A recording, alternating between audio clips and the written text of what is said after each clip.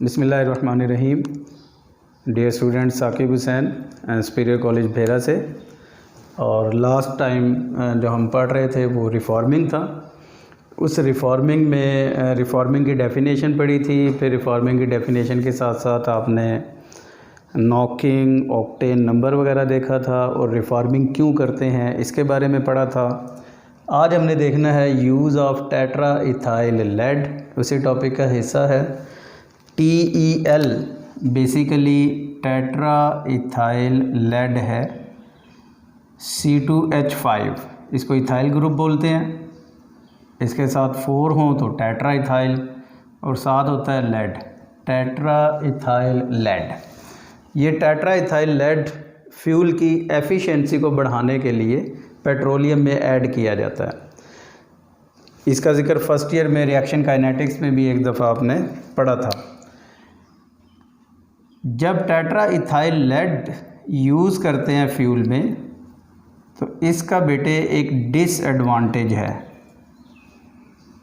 Disadvantage ये है, और इसका ज़िक्र करना है अगर पेपर में आता है। डिसएडवांटेज ये है कि ये लेड ऑक्साइड बनाता है जैसे इंजन में बर्न होता है, and this lead oxide reduce into lead and this lead cause air pollution. तो एयर पोल्यूशन की वजह बनता है ये लेड। इस वजह से रिकमेंड किया जाता है कि टेट्रा इथाइल लेड को फ्यूल में यूज़ ना किया जा सके। तो ये हमारा रिफॉर्मिंग वाला पोर्शन ख़त्म हो जाता है। नेक्स्ट टॉपिक जो हमारे चैप्टर का है वो है बेटे classification of organic compound. Classification of organic compounds. जैसे पाकिस्तान है तो पाकिस्तान की आबादी ज़्यादा है।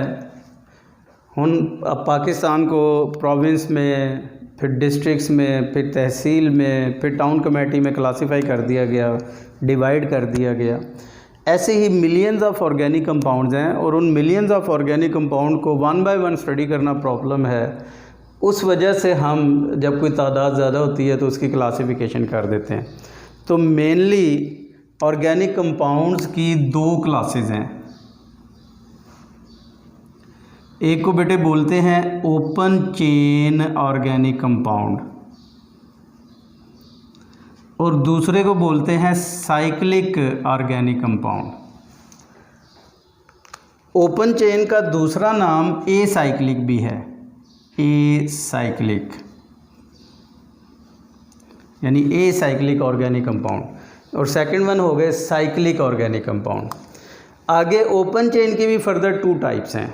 वो कौन कौन सी 2 टाइप्स हैं? ओपन चेन को फर्दर स्ट्रेट चेन और ब्रांच चेन के अंदर डिवाइड कर दिया जाता है। Straight chain hydrocarbon and branch chain hydrocarbon. इसका जिक्र अभी आपने रिफॉर्मिंग भी देखा। जस्ट लाइक एक सिंपल मिसाल ले लेते हैं, CH3 CH2 CH2 CH3 N butane. Straight chain है, सीधी चेन, इसमें कार्बन एटम के साथ अटैच होता जा रहा है। ब्रांच चेन के अंदर इसी को देखना है तो एक ब्रांच अटैच हो जाएगी कार्बन चेन के साथ, CH3 CH CH3। तो ब्रांच चेन ऑर्गेनिक कंपाउंड। तो ओपन चेन में स्ट्रेट चेन है और ब्रांच चेन है। साइक्लिक में भी फर्दर 2 क्लासिफिकेशन है। अगर हम साइक्लिक ऑर्गेनिक कंपाउंड को क्लासीफाई करें तो साइक्लिक बेटे 2 तरह के होंगे। एक कहलाएगा homocyclic organic compound, homocyclic organic compound, और दूसरे कहलाते हैं हेट्रोसाइक्लिक ऑर्गेनिक कंपाउंड।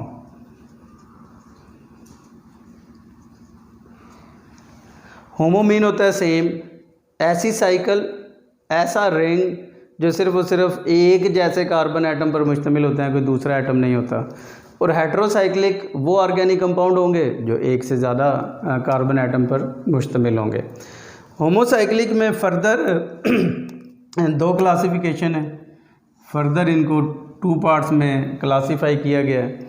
एक को बोलते हैं alicyclic organic compound, alicyclic organic compound, and second one aromatic organic compound.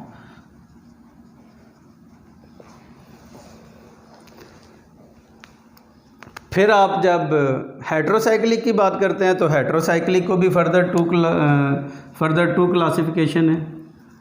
एक कहलाते हैं saturated organic compound, saturated organic compound, और सेकंड वन कहलाते हैं अनसैचुरेटेड ऑर्गेनिक कंपाउंड।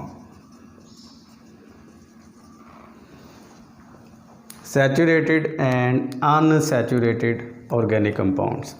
तो बेटे क्लासिफिकेशन ऑफ ऑर्गेनिक कंपाउंड में ओपन चेन और साइक्लिक, ओपन चेन को साइक्लिक भी बोलते हैं, ए साइक्लिक की फर्दर या ओपन चेन की फर्दर स्ट्रेट चेन और ब्रांच चेन, और साइक्लिक ऑर्गेनिक कंपाउंड में होमोसाइक्लिक और हेट्रोसाइक्लिक।